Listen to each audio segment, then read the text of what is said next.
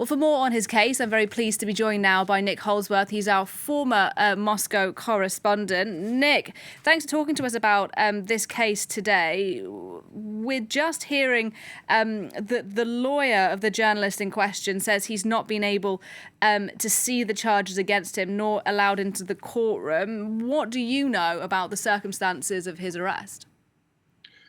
Well, according to a Russian friend of Evan, who posted a message on Telegram earlier today, Evan had been asking Russian colleagues for contacts of journalists and local officials in Yekaterinburg before he went down on that trip.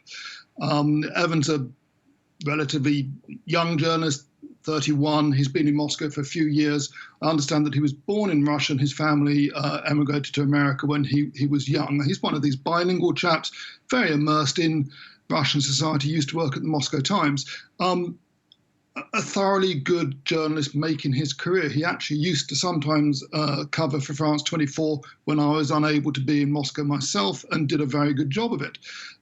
As far as I understand it, he was looking into the Wagner military group and contacts in Yekaterinburg with local organizations, and was talking, as any journalist would, to other journalists, to officials who were willing to speak to him, and other sources.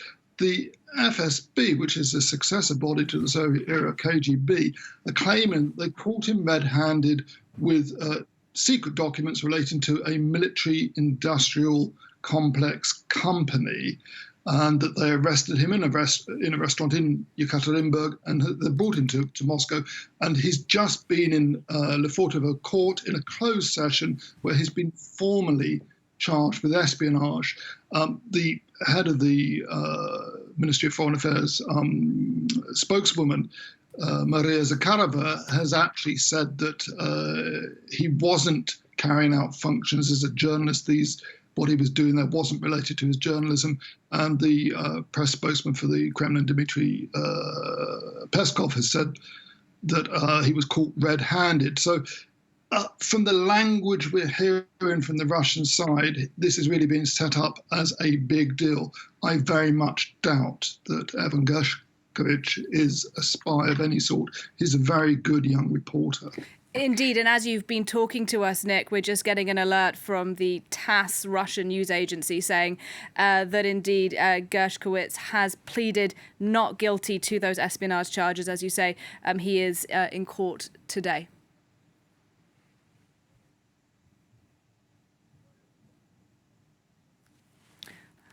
I wonder if we've lost Nick Holdsworth there, but if you are just joining us, a reminder of that story that we're covering. Still here. Nick, can you hear me? Yes, I can still hear you. Yes, I'm still here. Yep.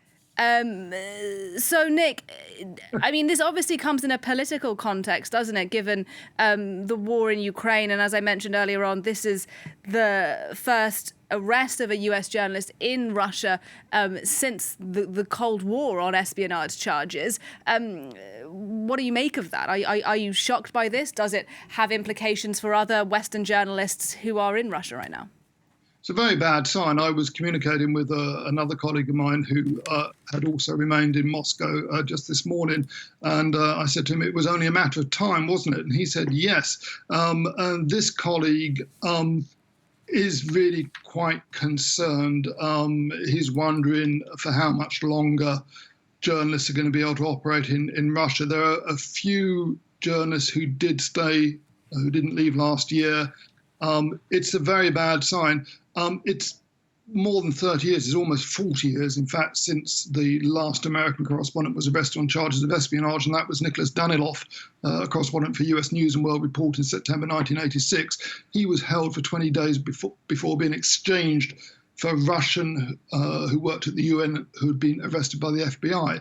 It's quite possible, given what we've seen recently with the tensions increasing between Russia and America, that Evan has just been caught in this trap to be used as a pawn, some kind of hostage to get something that Moscow wants from the Americans. Nick Holdsworth, thank you very much indeed for your analysis on that story. We appreciate it. Nick Holdsworth for us there.